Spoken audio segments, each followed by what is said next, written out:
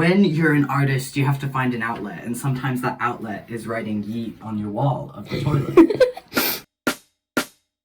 This week I headed to Wythenshawe to visit the house of Jess, who doesn't have your average toilet. Unfortunately, she wasn't in, so instead I got the official tour from her best mate Theo. So, this is my best friend's house. I've been coming here since I was like 14. We first became friends 2 weeks after I moved to the UK and I started going to high school.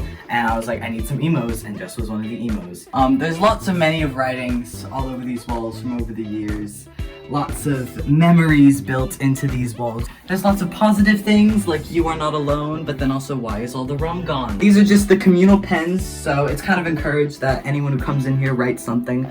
I am one of many contributors. I think probably most people who've ever been to this house and used the toilet here have written something probably. It is a very overstimulating toilet, I could imagine, if you were someone who gets very visually overstimulated, but I think it's fun. Over here you can see in my handwriting, sharing is caring, but share is in that share. Here is Let's Raid Area 51, a very dated comment that I left. I think that just shows the age of the room. Up here, also in my handwriting, is Eleanor Rigby, because when we were 15, me and Jess had a Beatles phase. Up here, Theo is an e-boy. That is from 2019 when I used to be an e-boy. Up here we got the trans symbol, because this is a very queer toilet, as you can see. It is very nice looking back on the memories. It's nice having like a physical marking of something I did when I was a child. Like, I don't remember writing sharing is caring, but I do know when I was 14, I loved Drag Race and I thought Cher was the funniest woman on the planet, so it takes me back to that time. Like this fuck bitches get money. I do remember this one was from a few months ago. I think the appeal is just like making something your own and just like having a physical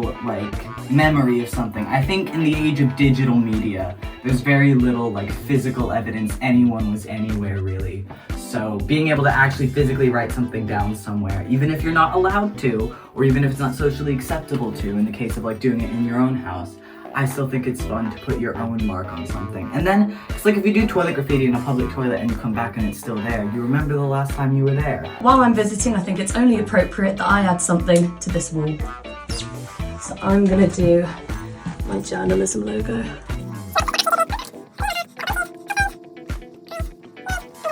I'm gonna put at the stalls have eyes was here.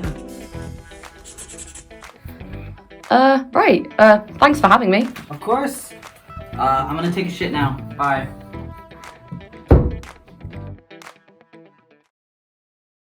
I think toilet graffiti is really just about creativity, and you feel the most creative when you're having a shit.